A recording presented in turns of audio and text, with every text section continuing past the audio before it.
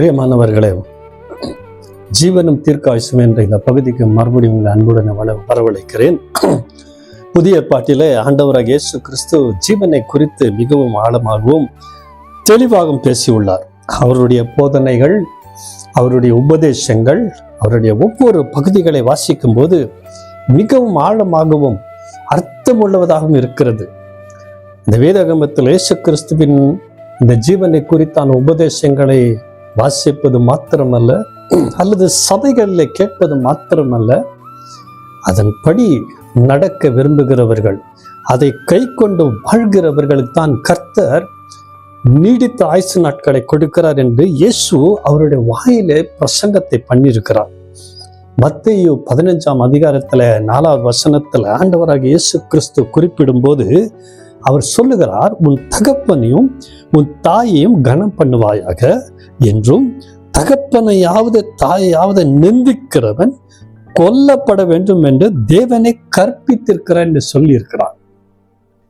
நல்ல கவனிங்கோ, தாயை கனம் பண்ண, தகப்பனை கனம் பண்ண கற்றுக்கொள்ள வேண்டும் என்று சொல்லுகிறார். அப்படி செய்யாதவர்கள், பெற்றோர்களை நிந்திக்கிறவர்கள் கொல்லப்பட வேண்டும் என்று சொல்லி இயேசுவானவர் சொல்லுகிறார். இந்த இடத்துல ஜீவனை குறித்து சொல்லுகிறார், மரணத்தை குறித்து எழுதி வச்சிருக்கிறார். பிரியமானவர்களை, பெற்றோர்களை எல்லா விதத்திலும் கனம் பண்ண நாம் முந்திக் கொள்ள வேண்டும். அவர்களுக்கு மரியாதை செலுத்த வேண்டும். அவர்களுக்கு செய்ய வேண்டிய உபசரிப்புகள், அவர்களுக்கு செய்ய வேண்டிய உதவிகள், அவர்களுக்கு செய்ய வேண்டிய கடமைகளை தேவனுடைய பிள்ளைகள், குறிப்பாக வாலிபர்கள் அது செய்துதான் ஆகிவிடும். நிராகரிக்க முடியாது. காரணம், இந்த உலகத்துல நாம் பிறந்திருக்கிறது, வாழ்வது பெற்றோர்களினால் தான். அவர்கள் நம்மை பெற்று எடுத்ததினால் நாம் இந்த பூமியில வாழ்ந்து கொண்டிருக்கிறோம். பிள்ளைகள் திருமணம் ஆனாலும் சரி, திருமணம் ஆகாவிட்டாலும் சரி, அவர்கள் பணம் சம்பாதித்தாலும் சரி, படித்தவர்களாக இருந்தாலும் சரி, பெரிய வியாபாரிகளாக இருந்தாலும் சரி, எந்த ஸ்தானத்தில் இருந்தாலும் சரி, பெற்றோர்களை மறக்க கூடாது. அவர்களுக்கு செய்ய வேண்டிய கடமைகளையும் அவர்களுக்கு செய்ய வேண்டிய உதவிகளையும் கண்டிப்பாக செய்ய வேண்டும் என்று ஆண்டவராக இயேசு கிறிஸ்து குறிப்பிட்டுள்ளார். ஆனால் பழைய பாட்டை நாம் வாசிக்கும் போது ஆண்டவராகிய கர்த்தர் மோசே மூலமா இஸ்ரவேல் ஜனங்களுக்கு 10 கற்பனைகளை கொடுக்கிறார். இந்த உலகத்துல பரிசுத்தமான வாழ்க்கை வாழும்படியா, தேவனுக்கு பிரியமான வாழ்க்கை வாழும்படியா, தேவன் விரும்புகிற ஒரு வாழ்க்கை வாழ்ந்து காட்டும்படியா ஆண்டவராகிய கர்த்தர் அவர்களுக்கு, இஸ்ரவேல் ஜனங்களுக்கு 10 கற்பனைகளை கொடுக்கிறார். அதில் 5வது கற்பனை என்ன சொல்கிறது என்றால், உன் தேவனாகிய கர்த்தர் உனக்கு கொடுக்கிற தேசத்திலே உன் நாட்கள் நீடித்திருப்பதற்கு உன் தகப்பனையும் தாயும் கனம் பண்ணுவாயாக என்று சொல்லி யாத்திராகமம் 20ஆம் அதிகாரத்தில் 12வது வசனத்துல மிக தெளிவாக சொல்லியுள்ளார். ரொம்ப அழகாக சொல்லியிருக்கு. சர்வ வல்லமை உள்ள தேவன் இஸ்ரவேல் ஜனங்கள் கூட இருந்தார். ஆனால் அவர் சொல்லுகிறார் 5வது கற்பனையில, நீ இந்த உலகத்துல நீடித்த நாட்களாய் வாழும்படி விரும்பினால் உன் தகப்பனையும் உன் தாயும் கனப்பன் என்று சொல்லி அவர் எழுதி வச்சிருக்கிறார். பிரியமானவர்களே, ஆயுசு நாட்கள் உங்களுக்கு வேண்டுமா? ஜீவன் உங்களுக்கு வேண்டுமா? உங்களுடைய வாழ்க்கையில நன்மைகள், ஆசீர்வாதங்கள் பெருக வேண்டுமா? முதலாவது நீங்கள் பெற்றோர்களை கனம் பண்ண கற்றுக்கொள்ளுங்கள். ஆனால் புதிய பாட்டில் அப்போஸ்தலனாகிய பவுல் தேவ ஜனங்களுக்கு எழும்போது அவர் எழுதுகிறார். என்ன எழுதுறா?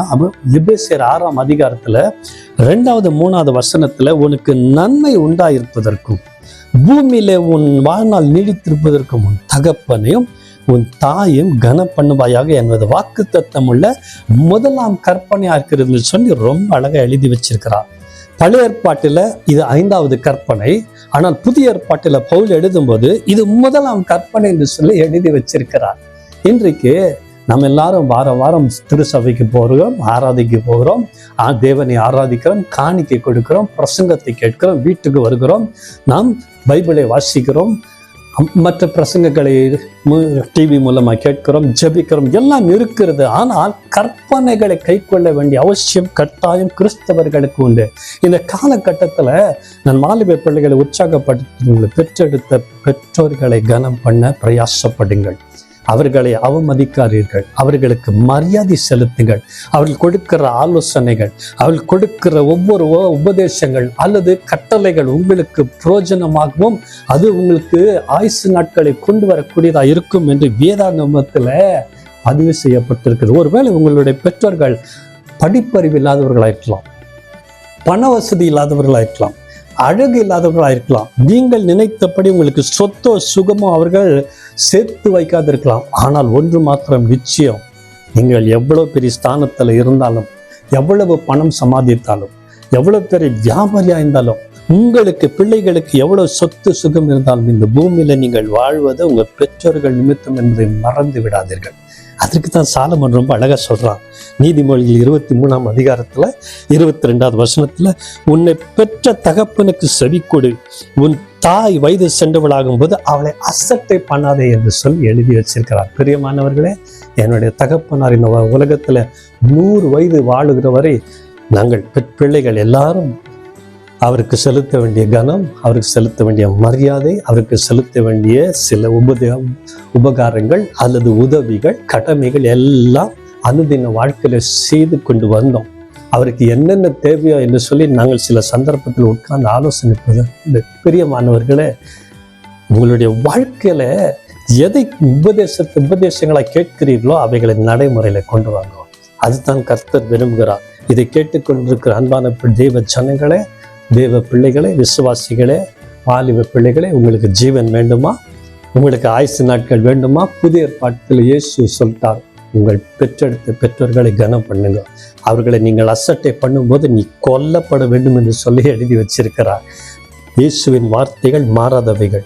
இயேசு என்ன உபதேசித்தாரோ அது இன்னைக்கும் கை கொள்ள வேண்டிய அவசியம் தேவனுடைய ஜனங்கள் இருக்கிறது.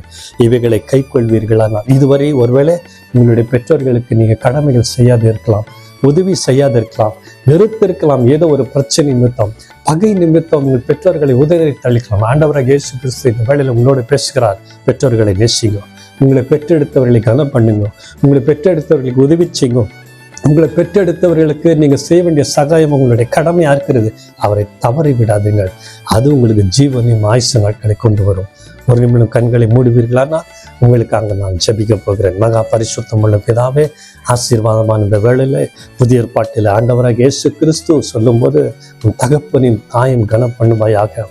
அவர்களுக்கு நீ செய்ய வேண்டிய உபகாரங்கள், அவர் செய்ய வேண்டிய கடமைகள், அவர்களுக்கு செய்ய வேண்டிய உதவிகள், நீ செலுத்த வேண்டிய மரியாதை உனக்கு உண்டு என்று சொல்லி ஆண்டவராக இயேசு கிறிஸ்து உபதேசித்தாரே, அந்த உபதேசத்தை நினைவு கூர்ந்து ஆண்டவரே, இந்த பிரசங்கத்தை கேட்டுக்கொண்டிருக்கிற அன்பான பிள்ளைகளுடைய வாழ்க்கையில நீர் கொடுக்கிற ஆண்டவரே உபதேசங்கள், நீர் கொடுத்திருக்கிற ஆண்டவரே கற்பனைகளை உண்மையாய் கை கொண்டு ஆண்டவரே இந்த உலகத்தில் வாழும்போது உங்களுடைய பிள்ளைகள் எவ்வளவு வியாதியில இருந்தாலும், எவ்வளவு பலவீனமாய் இருந்தாலும், எவ்வளவு போராட்டங்கள் மத்தியில் இருந்தாலும் ஆண்டவரே அவர்களுக்கு நீ ஜீவனை கொடுத்து, அவர்களுக்கு ஆயுசு நாட்களை கூட்டி கொடுத்து இந்த உலகத்தில் சமாதானத்தோடு சந்தோஷத்தோடு வைக்க வல்லவராக இருக்கிறீர். அநேக வாலிப பிள்ளைகள் பெற்றோர்களை அவமதிப்பது உண்டு. அநேக விசுவாசிகள் ஆலயத்துக்கு போறார்கள், ஆனால் பெற்றோர்களுக்கு கடமைகளை செய்ய மாட்டாதிருக்கிறார்கள். எத்தனையோ குடும்பங்களில் ஆண்டவரே பெற்றோர்கள் கைவிடப்பட்ட நிலைமையில் இருக்கிறார்கள்.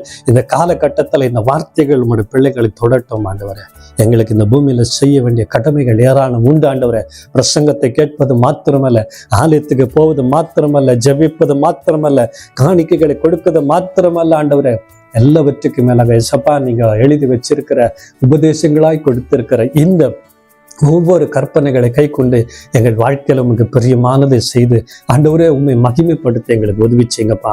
இதை கேட்டுக்கொண்டிருக்கிற ஒவ்வொரு பிள்ளைகள் வாழ்க்கையில ஒரு அமைதி, பெரிய சமாதானம், சந்தோஷம், குடும்பங்களில் ஆண்டவரே பெரிய அமைதி கொடுங்க. ஆண்டவரே, குடும்பங்களில பெற்றோர்களுக்கு பிள்ளைகள் மத்தியிலே காணப்படுகிற கசப்புகள், வெறுப்புகள் எல்லாவற்றையும் எடுத்து போடுங்க. ஆண்டவரே, பிள்ளைகளை ஒன்று சேர்த்து வழி நடத்துங்க. துதிக நான் மகிமையெல்லாம் உமக்கு செலுத்துகிறேன். மாறாத இயேசுவின் நாமத்தில் வேண்டிக் கொள்ளுகிற ஜீவனுள்ள பிதாவே. Amen. Amen. Thank you. God bless you.